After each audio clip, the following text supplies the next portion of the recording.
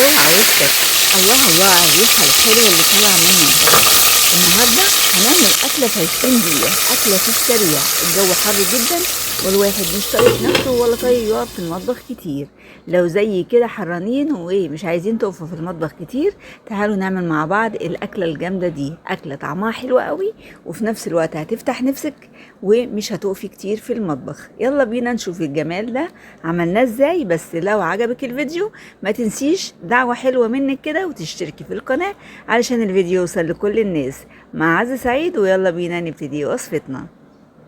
بما ان الجو حر كان عندي كده كيس في الفريزر فيه حتة فشة على حتة كبدة على حتة قلب كده حلو لذيذ من حلويات الخروف. تمام كده. كان عندي حته زي ما قلت لكم كده من خروف بلدي، قمت مطلعاها وسبتها شويه كده حوالي نص ساعه. انتوا عارفين الجو حر قوي فما خدتش وقت ابدا وفكت بسرعه. دي اول قطعه، هي عباره عن نص كيلو من الفشه زي ما انتوا شايفين. هنزلها من الكيس، طبعا كانت فكت وهغسلها هنا قدامكم، وهغسلها طبعا تحت الحنفيه غسله محترمه كده.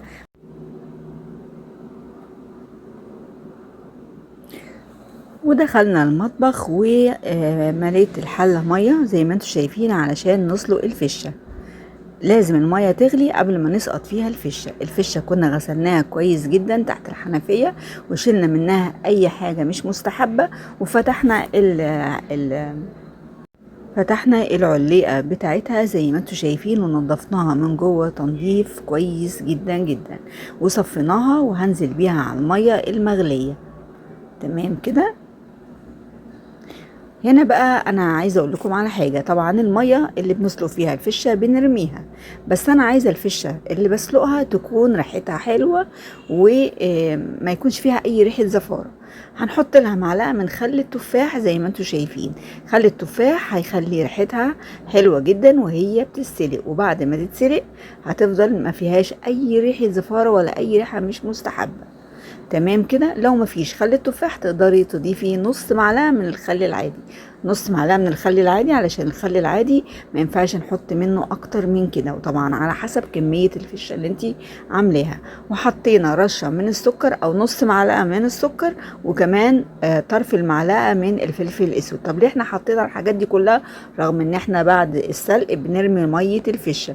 هنرميها بس احنا عايزين الفشه بتاعتنا تكون ريحتها حلوه، فاهميني طبعا. دلوقتي بقى عندي هنا جزء كده من الكبدة وجزء من القلب، بس اللي واخد نصيب الاسد يعني القلب، يعني تقريبا ده نص قلب خروف. تمام كده. هقطعه بقى كل واحد طبعا لو انت هتعملي نفس الوصفة بتاعتي فبتقطعيه التقطيعة المناسبة ليكي.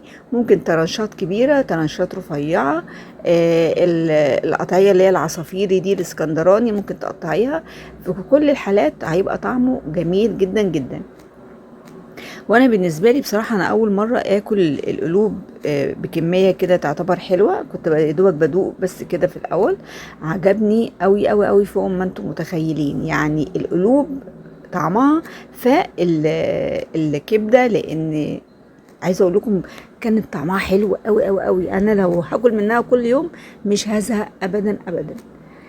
تقدري كمان القلوب دي تعمليها مشوية، تقدري تشوحيها بحيث سمنة بلدي مع بصلاية. على فكرة القلوب بالأخص تقدري تعمليها كذا وصفة وتدخليها في وصفات كتير، طعمها حلو قوي قوي. قطعت حتة كبدة. الكبدة عندي كانت في حدود 100 جرام، يعني مش كبيرة زي ما انتم شايفين في ايدي كده، ولونها احمر وردي جميلة اكنها يا جماعة لسه جاية دلوقتي حالا من الذبيحة. وقطعت القلب زي ما انتم شايفين لقطع برضو ترنشات رفيعة كده او عصافيري زي ما انتم شايفين. القطعية دي هتعمل لكم طاسة محترمة كبيرة عشان تبقوا متفقين. ده القلوب ودي قطعة الكبدة. وطبعا الفشة كنا بنسلقها على النار، عشان كده بدأنا بالفشة الأول عشان عقبال الفشة ما تخلص تسوية نكون خلصنا جزء كبير من بقية الأكلة. عندي هنا بقى ضربت كده في الهون أو في الكبة قرن فلفل كبير حامي، ومعاه كام فص توم، ومعاه فلفل اسمر، كمون، كزبره، وملح. النسب طبعا على حسب الكميه اللي انت هتعمليها. انا حطيت من كل حاجه نص معلقه. تمام كده. وما كترتش من الملح لان انا لسه هضيف ملح في الاخر. ايه الخلطه اللي انا عاملاها دي كنت دقاها في الهون. هضيف لها ايه بقى علشان نخلي الطعم احلى ومركز اكتر؟ هضيف لها من معلقه لمعلقتين من الزيت، وهضيف لها معلقه كبيره من خل التفاح. هنا بقى لو حبيتي تضيفي خل برضو هتضيفي نص معلقة من الخل العادي. تمام. ممكن بقى تضيفي اضافات تانية زي مثلا دبس الرمان تضيفي معلقة، ممكن الصويا صوص تضيفي معلقة. بس انا بصراحة الحاجات دي برضو هتديك انطباع بطعم مختلف عن الطعم الاصلي بتاع الحلويات اللي احنا بنعملها النهاردة. فعشان كده حابة البهارات اللي انا بضيفها تكون بهارات خفيفة وموجودة في كل بيت، ما يكونش فيها افتكاسات كتير. اما الليمون الجميل ده فانا ضفته في الاخر، وللأسف اللقطة بتاعت الليمون ما تصورتش، كانت الكاميرا فاصلة، بس ضفت الليمون في الاخر وكان مدي طعم حامضي فظيع. دلوقتي بقى حلة على النار وفيها ميه غليناها كويس قوي، وبعد ما غليناها نزلت 400 جرام من المكرونه. طبعا كميه المكرونه وكميه حلويات الخروف تقدري تعملي الكميه اللي انت عايزاها، بس انا بقولك اللي انا عملته النهارده في الوصفه بتاعتنا. طبعا المكرونه سلقناها زي اي مكرونه بتتسلق، ما حطيتش اي حاجه في الميه اثناء السلق، لان نوع المكرونه بتاعتي كان حلو جدا جدا بصراحه. ما خدتش وقت خالص في السلق، كانت 6-7 دقايق وكانت استوت وزي الفل زي ما شفتوها كده. شطفناها وبتتصفى دلوقتي. عندي بقى هنا الفشه، طبعا احنا عملناها في اول الفيديو والفشه استوت، وبصوا بدخل فيها الشوكه بسم الله ما شاء الله بقت زبده. ما خدتش معانا يا دوبك غير 15 دقيقه تقريبا ل20 دقيقه، يعني على طول العمايل اللي احنا عملناها. هناخد الفشه بقى بعد ما نديها شطفه بسيطه قوي يا دوبك كده تحت الحنفيه، وبعد كده صفيناها وبنقطعها زي ما انتم شايفين. مهم قوي هنا بقى اقول لكم على حاجه، لازم القطعيه تكون مناسبه للقطعيه بتاعه القلوب والكبده، علشان ما ينفعش حاجه تكون اكبر من حاجه عشان ياخدوا كلهم تسويه واحده. تمام كده. بقطعها بقى قطع صغيره او قطع عصافيري او اكبر شويه. وهنا بقولك ينفع كمان تقطعيها شرايح بالطول وتحمريها برضو، هتبقى حلوه قوي بالخل والثوم. واوعى وشك بقى اكل خطير، اكل يفتح النفس بجد. وطبعا الحاجات دي بتبقى عايزه بقى ايه، قرن فلفل حامي على شويه فلفل كوبي بارد، وانسي بقى وعيشي. وسلام بقى لو في طحينه معاكي خطير. طبق مخلل، طبق خضره، طبق جرجير، طبق سلطه خضره، انسي بقى جنب الاكل ده هتاكلي اكل ما حصلش. يلا بينا بقى نعمل الطاسه او طاسه الحلويات بتاعتنا النهارده.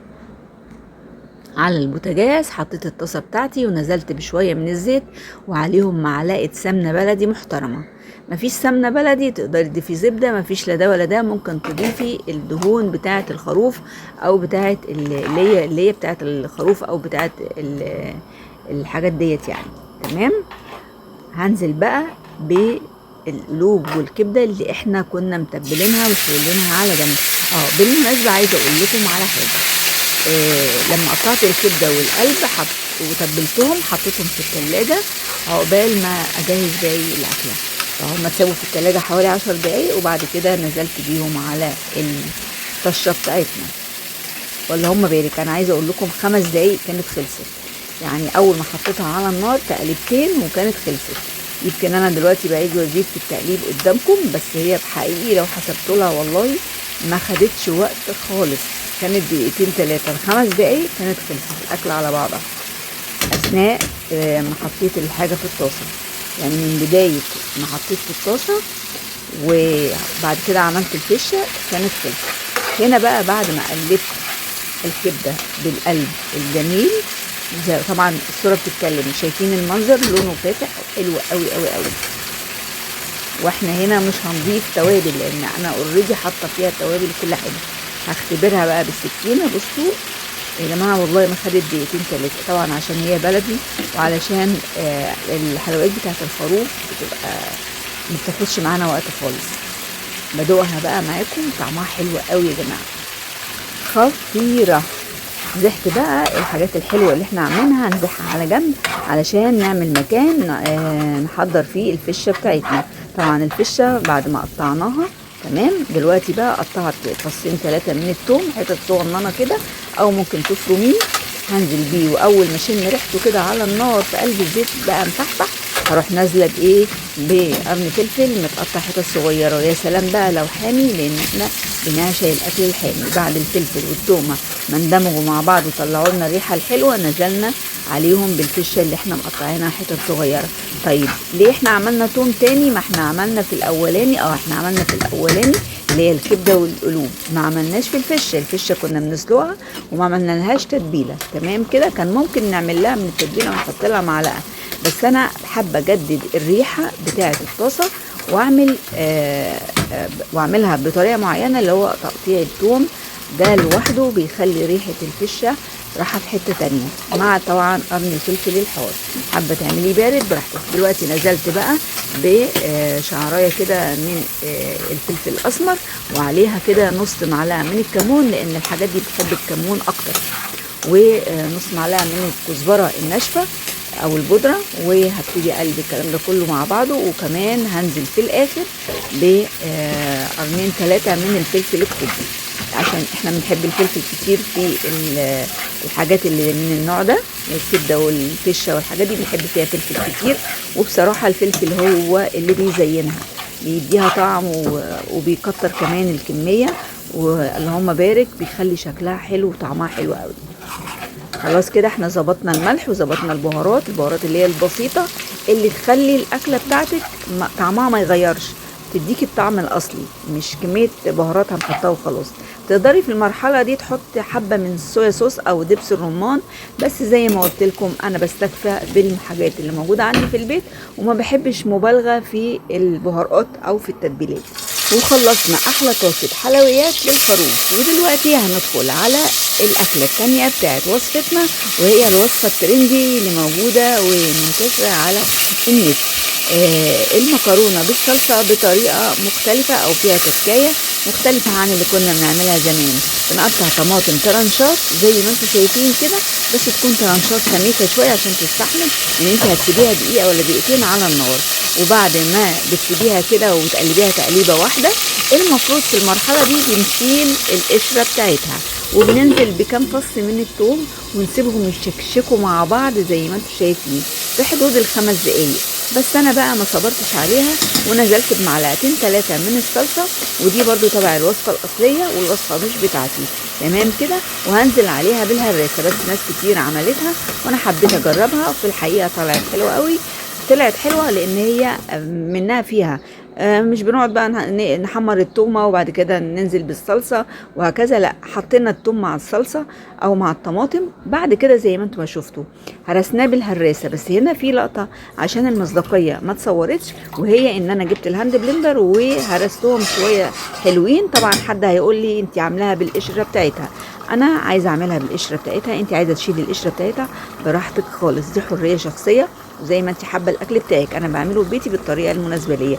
انت حابه تشيلي القشره شيليها، انا عملته وفرمته من غير ما اشيل القشره. وزي ما انتم شايفين بوريكم اهو بقلبه بالمعلقه، القشره دابت ذوبان، وكمان اساسا ملهاش اي ملامح. حابه تشيليها من البدايه خالص شيليها واعملي الوصفه كمليها. بس عايزه اقول لكم احلى صلصه هتدوقوها. حطيت ملح وفلفل اسمر فقط لا غير، وسبتها تشكشك كده على النار لحد ما ادت لنا القوام المظبوط للصلصه بتاعتنا. في الحقيقه انا بس الوحيده اللي هاكل من الاكل ده النهارده، لان الولاد يعني في الشغل. دلوقتي بقى هعمل طبق على قد كده، طبق مكرونه. فخدت حبه من الصلصه وهبتدي تقلبتين 3 كده يا دوبك يدوا غلوه واحده بس، وهطفي عليه النار زي ما انتم شايفين كده. ومش هطول عليه علشان الصلصة ما تنشفش في قلب المكرونة، عشان يفضل لونها زاهي وطعمها خطير. تسخينة وغلوة واحدة وهطفي عليها، وبقية الصلصة عبيتها ببطرمان علشان اللي هيجي ياكل بعد مني تبقى المكرونة لوحدها والصلصة لوحدها، واللي حابب ياكل يحط ده على ده، وألف هنا للي هياكل.